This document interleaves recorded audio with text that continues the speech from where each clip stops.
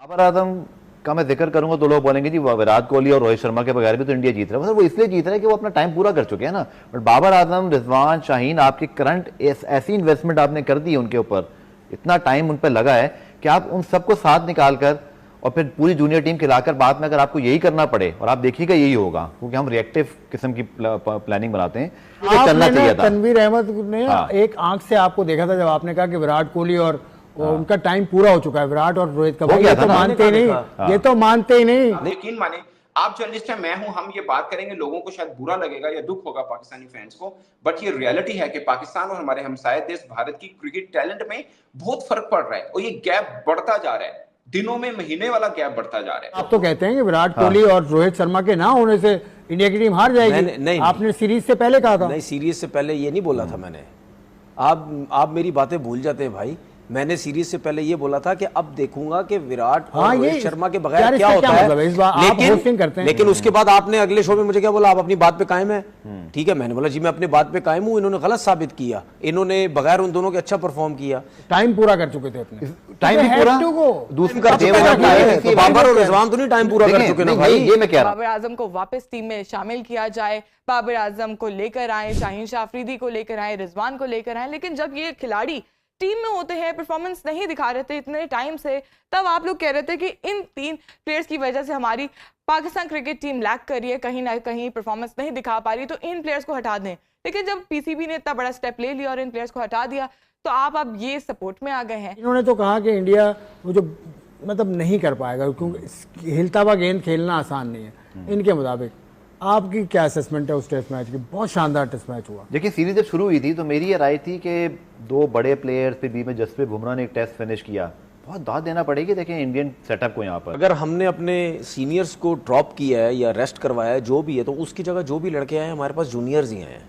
कोई ऐसा नहीं है कि अगर हमने सीनियर्स को ड्रॉप किया तो हमारे पास कोई ऐसे प्लेयर आए हैं जो पिछले कुछ 4-5-6 साल से क्रिकेट खेल रहे थे उनको लेके आए वापस। इंटरनेशनल इसलिए खेले 5 टेस्ट। क्या मतलब? इसलिए आपको 5 टेस्ट मिले, इसलिए आपको 3 वनडे मिले कि आपको इंटरनेशनल प्रोडक्ट थे। नहीं, मुझे तो इस वजह से मिले ना क्योंकि वो जो टीम के अंदर जो सियासत, अपने बारे में टीम के अंदर जो ले आते हैं, दूसरे के बारे में कोई और ले आते हैं। या तो आपके पास फिर ऐसा होना कि जैसे ऑस्ट्रेलिया में 150 प्लस या इंडिया में 145 प्लस इस वक्त स्ट्राइक रेट्स हैं। पाकिस्तान की टीम में अगर आप स्ट्राइक रेट निकाल के देखें तो आपको बाबर आजम और बाकी बैट्समैनों में सिर्फ एक कहते हैं ना, जैसे अगर 130 बाबर का है तो 139 पे फखर जमान भी गिर रहे हैं, 135 पे साइम अयूब भी गिर रहे हैं, 140 पे सलमान अली, या तो 160-70 हो ना सर।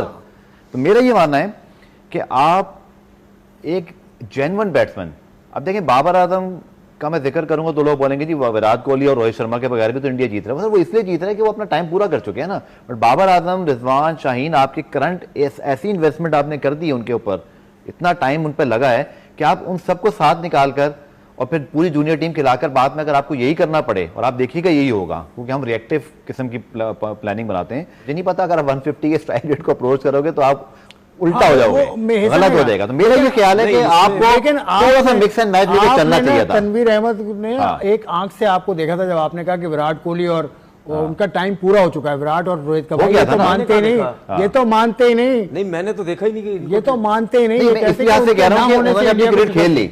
नहीं, आप इनसे बात करें। नहीं, उन्होंने अपनी क्रिकेट खेल ली। आप तो कहते हैं कि विराट कोहली और रोहित शर्मा के ना होने से इंडिया की टीम हार जाएगी। आपने सीरीज से पहले। नमस्कार दोस्तों, स्वागत है आपका मेरे एक नए वीडियो में। दोस्तों, तनवीर अहमद पाकिस्तान का एक पूर्व क्रिकेटर हुआ करता था, लेकिन इसने जो अपनी पहचान है वो एक जर्नलिस्ट के रूप में बनाई है, एक एंकर के रूप में बनाई है, एक यूट्यूबर के रूप में बनाई है। तो ये जो सीरीज भारत और इंग्लैंड की शुरू हो रही थी उससे पहले इसने भविष्यवाणी करी थी कि ये जो बड़े नाम है रोहित शर्मा, विराट कोहली नहीं है, अब ये भारत की टीम हार जाएगी और फिर मैं इनको बताऊंगा। ये चीज इसने ऑन रिकॉर्ड बोली थी। अब जब ये अपने साथ के बैठे हुए और लोगों के साथ बात कर रहा है तो अब ये पाकिस्तान के अंदर बात कर रहा है कि पाकिस्तान के अंदर भी सेम सिचुएशन चल रही है। जो सीनियर खिलाड़ी बाबर आजम, मोहम्मद रिजवान, शाहीन शाह अफरीदी, इनको बाहर कर दिया गया है। हालांकि भारत के जो सीनियर खिलाड़ी वो अपने मन से संन्यास लेकर बाहर हुए, पाकिस्तान में इन सीनियर खिलाड़ियों को बाहर कर दिया गया है। अब भारत में इतना ज्यादा टैलेंट है कि इन सीनियर खिलाड़ियों के बाहर होने के बावजूद भी भारत बहुत बेहतरीन प्रदर्शन कर रहा है। अगर आप इंग्लैंड के जो खिलाफ 3 टेस्ट हुए हैं उसमें भारत 2 टेस्ट हारा जरूर है, लेकिन तीनों टेस्ट में, मतलब एक टेस्ट तो जीता ही है, दोनों टेस्ट जो हारे हुए हैं उसमें भारत जीतने की सिचुएशन में था।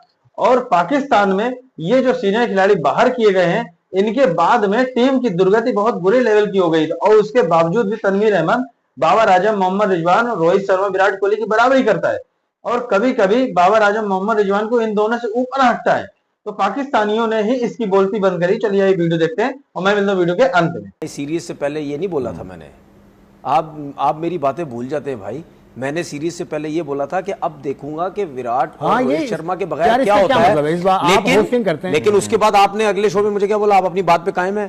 ठीक है, मैंने बोला जी मैं अपनी बात पे कायम हूं। इन्होंने गलत साबित किया, इन्होंने बगैर उन दोनों के अच्छा परफॉर्म किया। तो इंग्लैंड और इंडिया का टेस्ट मैच है, उसको इन्होंने तो कहा कि इंडिया वो जो मतलब नहीं कर पाएगा क्योंकि हिलता हुआ गेंद खेलना आसान नहीं है इनके मुताबिक।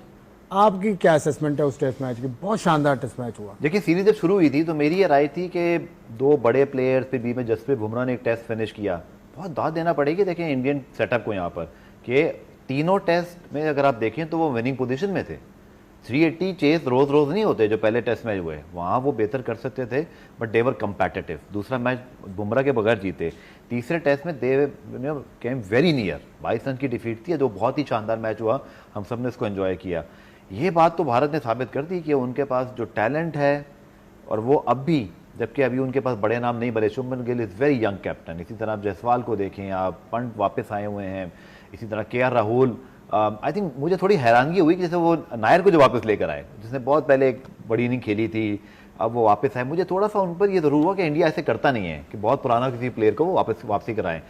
बट इंग्लैंड भी वो इंग्लैंड नहीं है जो ब्रॉड, एंडरसन, स्टोक्स पहले वाले। अब स्टोक्स भी है ना, वो उन्होंने स्पिरिट तो दिखाई, but I think Jofra Archer की जो एंट्री हुई है ना तीसरे टेस्ट में, वो बड़ी टाइमली थी इंग्लैंड के लिए। उन्होंने स्पार्क किया इंग्लैंड की बॉलिंग। अभी आप देखें ना, ऐसी नहीं नजर आ रही जो बहुत थ्रेटनिंग किस्म की होगी, जैसे स्टार्क हैं, कमिंस हैं, हैदरवुड हैं, वर्ल्ड क्लास किस्म के ना, वो लाइन लेंथ। अभी ब्रायडन कार्स भी पाकिस्तान आए थे, उभरते हुए राउंडर है बट अभी टाइम लगेगा। इसी तरह अगर आप देखते हैं बाकी बॉलर, क्रिस वॉक्स बहुत अरसे से खेल रहे हैं बट उनकी वो परफॉर्मेंसेज नहीं है।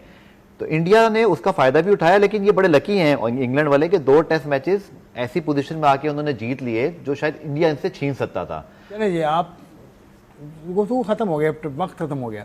आप तो बात कर चुके हैं इंडिया की और इंग्लैंड की, काफी बात कर चुके हैं। दोस्तों देखा आपने वीडियो, तनवीर अहमद की कितनी बेइज्जती करी जा रही है पाकिस्तान की स्टूडियो में बुला करके। और मैं पहले भी काफी वीडियो इसके ऊपर बना चुका हूं कि उल्टे सीधे बयान देता है और फिर इसके जो पाकिस्तान के जो इसके समकक्ष लोग होते हैं, इसके जो एंकर होते हैं, वो ही इसको झाड़ देते हैं, इसके कपड़े फाड़ देते हैं, लेकिन सुधरने का नाम ही फिर भी नहीं लेता है। अब यहाँ पे चर्चा ये चल रही है कि भारत के जो सीनियर खिलाड़ी थे वो सेना लेके बाहर हो गए। उसके बावजूद भी टीम बहुत बेहतरीन प्रदर्शन कर रही है और इंग्लैंड के खिलाफ तीनों टेस्ट में भारतीय टीम ने बहुत खतरनाक प्रदर्शन किया है। अगर तीसरे टेस्ट मैच की बात करें तो यहाँ तक पाकिस्तान के अंदर जो पूर्व क्रिकेटर हैं, इंग्लैंड के पूर्व क्रिकेटर, उन्होंने तारीफ करी है भारतीय क्रिकेट टीम की। भले 22 रन से भारतीय क्रिकेट टीम हार गई है, लेकिन उन्होंने तारीफ करी है कि इंग्लैंड में जाके इंग्लैंड की सिचुएशन और इंग्लैंड की मेन टीम के खिलाफ ये नई नवेली जो भारत की टीम है, इसने एक तरीके से टक्कर दे दी थी और लगभग मैच इंग्लैंड को हरा दिया था। तनवीर अहमद यहाँ पर ये दलील दे रहा है कि जो पाकिस्तान के जो सीनियर खिलाड़ी बाहर किए गए हैं वो बेहतर है भारत के सीनियर खिलाड़ियों से, और पाकिस्तान की जो दुर्गति हुई है वो इन सीनियर खिलाड़ियों को बाहर करने के कारण हुई है। और इसने सीरीज से पहले भविष्यवाणी करी थी कि सीनियर खिलाड़ी नहीं है तो भारत की दुर्गति बहुत बुरी होगी, ये 5 टेस्ट मैच हारेंगे, ऐसी उम्मीद तनवीर अहमद कर रहा था। शाहिद अफरीदी ने तो यहां तक बोल दिया था कि भारत ये 5 टेस्ट मैच हारेगा और उसके बाद हम इसकी बेइज्जती करेंगे और भारत का घमंड टूटेगा कि हमारे पास बहुत ज्यादा टैलेंट है। भारत ऐसा दावा करता रहता है कि हम किसी 1-2 खिलाड़ी के ऊपर निर्भर नहीं रहते हैं, भारत ऐसा दावा करता है। पाकिस्तान हमेशा 1-2 खिलाड़ियों के ऊपर निर्भर रहा है, शुरुआत से चला आ रहा है, अभी भी चल रहा है। अब पाकिस्तान में जो 3 सीनियर खिलाड़ी थे, बाबर आजम, मोहम्मद रिजवान और शाहिन अफरीदी, इनको बाहर कर दिया गया है, बाइज्जत बाहर कर दिया गया है, मतलब कि आराम को बोल करके इनको बाहर ही कर दिया गया है। अब टीम की दुर्गति बहुत बुरे लेवल की हो गई है, बांग्लादेश के खिलाफ टेस्ट सीरीज हार गए। अब भारत में ये लोग जो कंपैरिजन करते हैं, भारत में जो सीनियर खिलाड़ी बाहर हुए हैं वो अपनी स्वेच्छा से संन्यास लेकर के बाहर हुए, ना कि उनको बाहर किया गया। उसके बावजूद भी सीनियर खिलाड़ियों की गैर मौजूदगी में ये नई टीम है, हमारा नया यंग कप्तान है शुभमन गिल, क्या बेहतरीन प्रदर्शन कर रहा है। भारत ने तीनों टेस्ट मैच में बिल्कुल जुझारू प्रदर्शन किया है। भले ही 2 टेस्ट मैच हार गए हो, लेकिन हथियार आसानी से नहीं डाले। अगर आप लोगों ने दोनों टेस्ट हारे हुए कवर किए हो, जो जीते हैं सेकंड वाला टेस्ट उसकी मैं बात नहीं कर रहा हूं, जो पहला टेस्ट हम हारे हैं और तीसरा टेस्ट हम हारे हैं। दोनों में भारत ने बहुत जुझारू प्रदर्शन किया है। दोनों टेस्टों में ऐसा लगा नहीं कि भारत को सीनियर खिलाड़ियों की कमी खल रही है। जैसा कि पाकिस्तान में 15-20 खिलाड़ी हैं, उन्हीं को अंदर बाहर किया जाता रहा है और उन्हीं को आगे भी अंदर बाहर किया जाता रहेगा, क्योंकि इनके पास टैलेंट की कमी है और उसके बावजूद भारत से बराबरी करते हैं। और भारत के जो आंकड़े हैं उनके अनुसार अपने आंकड़ों को जोड़ के अपने आंकड़े ज्यादा बताते हैं कि हमारे पास जीत का आंकड़ा ज्यादा है, हम यहाँ खेले, हमने भारत को ये किया वो किया, दुनिया भर की कहानी ये लोग गढ़ते रहते हैं। लेकिन जब कभी सिचुएशन और जबकि परफॉर्मेंस की बात आती है तो फिर हथियार डाल देती है पाकिस्तान की टीम। बाकी आप लोगों ने पुराने स्टेटमेंट इनके देखे होंगे, कैसे आग बबूला होते हैं मैच और टूर्नामेंट से पहले, और हारने के बाद इनके टीवी फोड़ते हैं और लोग जो है रोडों पे निकल के खिलाड़ियों को, मैनेजमेंट को, पीसीबी को गालियां देते हैं। तो दोस्तों आप लोगों को पूरा वीडियो देखा ही है इन पाकिस्तानियों की जाहिलपना।